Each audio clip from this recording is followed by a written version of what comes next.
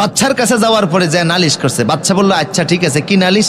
কয় যে ওনারা আমার গাভীটা আমি খুঁজে পাচ্ছি না, দেখলাম ওনারা আমার গাভীর বর্ণনা দিচ্ছে যে গাভীটা অন্ধ ছিল, 8-10 মাসের গর্ভবতী ছিল, এদিক দিয়ে আমরা যাওয়ার আগে গাভীটা হেঁটে গিয়েছে।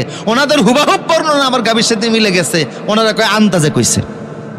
বাচ্চা বললো আন্তাজে বললে কি এইভাবে সব কথা মিলে যায়? আচ্ছা ঠিক আছে, আগে নাস্তা করো, পরে তোমাদের তথ্য বিচার আচার করতেছে। তো নাস্তা দিয়ে বাচ্চা একটু ফাঁসেই বসছে, আলাপ আলোচনা করে।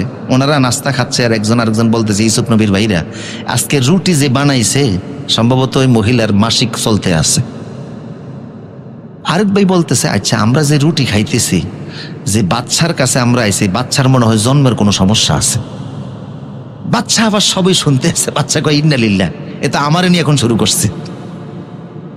বাচ্চাও জানতো খুব ভালো করে যে আমার জন্ম নিয়ে সমাজে কিছু টুকটাক কথাবার্তা আছে। এদেরকে এসে জিজ্ঞেস করতেছে আচ্ছা, এর আগে বাচ্চা খবর নিছে যে দাসী রুটি বানাইছে, দাসীরই যে জিজ্ঞেস করছে আচ্ছা তুমি যে রুটি বানাইছো তোমার কোনো মাসিক কোনো মানুষ মহিলারা যে প্রত্যেক মাসে যে রোগে আক্রান্ত হয়, তোমার কই পিরিয়ড চলছে? কয় হ্যাঁ ওই পিরিয়ড চলছে। তো কথা তো মিলে গেছে। আর ওনার যে জন্মে কিছু সমস্যা আছে এগুলি তো উনি নিজেই জানে। কথা বুঝতেছেন কিনা? তো আইসা বলে আচ্ছা তোমরা যে এই কথাগুলি বলছো কেমনে বলছো? কয় সব আন্তাজে কইছি।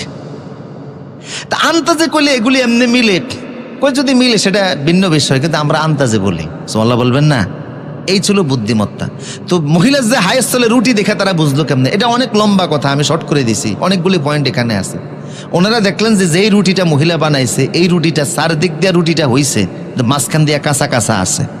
তাই ওনারা বললেন যে আমরা আন্তাজে কইছি মহিলা যদি সুস্থ হইতো তাহলে রুটিটা ঠিক মতো বাজতো, কিন্তু এটা যেহেতু কিছু জায়গায় হইছে কিছু জায়গায় এটা কাঁচা রয়ে গেছে, নিশ্চয়ই সে কোনো না কোনো রোগে আক্রান্ত আছে।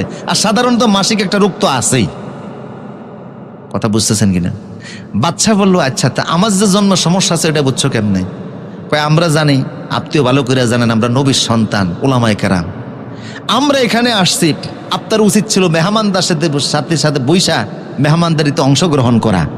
আপনি যেতে এই সৌজন্যতাটা অবলম্বন করলেন না, আলেমদেরকে যথাযথ সম্মান দিলেন না, বোঝা গেল আপনার জন্মে কোনো সমস্যা আছে।